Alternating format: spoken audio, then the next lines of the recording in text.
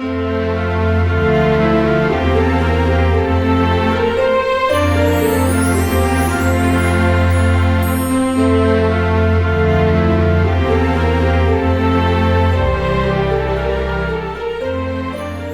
guys, in today's review we'll be looking at a Hornby wagon that was announced in 2022 in their range, and this one being the Santa Present wagon. The product code for this is R60140, and I got this from Kerno Model Shop for £18, which is a reasonable price. I know these reviews are not everyone's cups of tea, or the serious modelers don't like the Christmas stuff. For me, the Christmas stuff, I look forward to something different to run. So anyway, we're going to see if it's worth the £18, so here goes, shall we? There's no detail pack to add, so starting off at the front or the back of this van, depending on your preference, we do have a big decoupling, and I do believe you can convert these with a few kits that are out there, but it doesn't bother me, the big decoupling, just keeps costs down. We also have plastic buffer beam and buffers. They do have a slight moulding line, but when you're far away you can't see it, and it's also in black as well. There's no hook on the buffer beam, there's no rivets either. Moving on up, we do have quite a few rivets down the side of this van.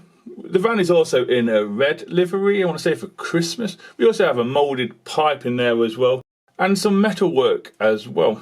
Overall it looks quite nice. As we move on to the side of this van, both sides of this van are exactly the same to me, as far as I can tell. Let's start with the livery. The livery depicts a Christmas scene, which is fantastic. We have a Christmas tree with snow on. We also have a few presents as well. Also some snow at the bottom. And then we have a present sign or sticker as well, which says Merry Christmas from Santa, which all crisply applied, may I add. We also in the centre also have some moulded on doors as well. The body and the chassis is plastic, like I've said, but the wheels aren't. The wheels are metal, which is a fantastic touch. We do have some moulded on cell bar details. It's all a bit chunky, but it is there. We have a handle, we have some brake stuff as well. It's all there. We have some axle stuff too. Like I said, it's a little bit chunky, but once it's going around, are you going to notice it? And is a kid going to notice it as well? Not really. It's going to look fantastic to them. As we do an aerial view now, on the roof of this wagon, we do have the roof in a cream or a snowy colour. There's no rain ducket on the roof. We do have some riveting on the roof as well. I think there's like 12 to 14 sections on there. Does look good. You can just see it as well. White does make it a little bit odd to look at it, but it is there. And again, you can see the buffers at either end too.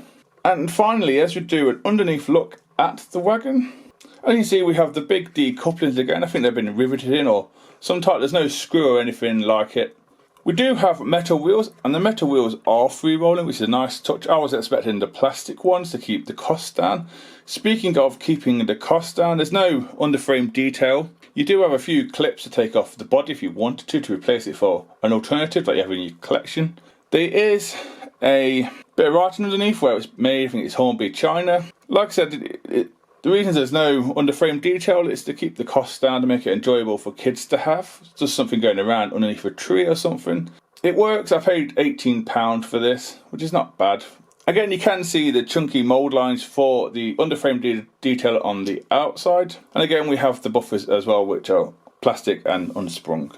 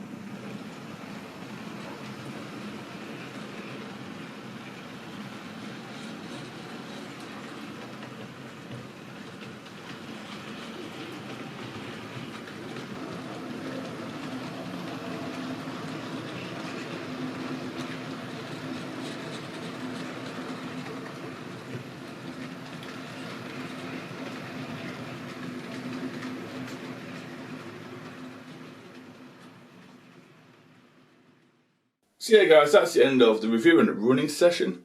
The loco it ran with was the Hornby BR6MT, or the Clan class. A lovely model, runs smooth. As for stock with the wagon, we just had a mixture of random wagons, from the Only Fools and Horses stuff to the Centenary wagon to the Reindeer wagon to the Kellogg's one, and then we had some other manufacturers from like Oxford Rail, Bachman, and then we had the Hornby Toad on the back. For me, if I'm honest, these type of wagons in their made up liveries, I actually don't mind. I'd rather collect them because I know stuff personally for me isn't going to fall off, because I am a little bit heavy handed due to some issues. But for me, these are wonderful. They ran smoothly, no issues whatsoever. And the liveries on it look fantastic as well. Don't get me wrong, I do like the detailed ones, but I'm like I said, heavy-handed and I'm scared of breaking them, bits falling off. But these are wonderful. I can just imagine this with the reindeer one and the wagon, the Christmas wagon, as well as the Christmas tree carrier that's coming out. I can easily imagine that going around someone's tree, underneath their tree. For me, yeah, £18 isn't a bad price. Yeah, it's an old tooled van or wagon, as Hornby described it, but it's still a good price, and the livery or the printing on it is crisp, and it runs wonderful, and it has metal wheels as well. So for me, it's not a bad thing. I know this isn't going to be everyone's cup of tea, because that's how the world works, but for me it's a thumbs up. Highly recommended if you're into your random stuff and you don't give a shove about what anyone thinks about what you run. So for me it's a thumbs up. I hope you enjoyed the review and the video. Please take care, and I'll see you in the next one. Goodbye.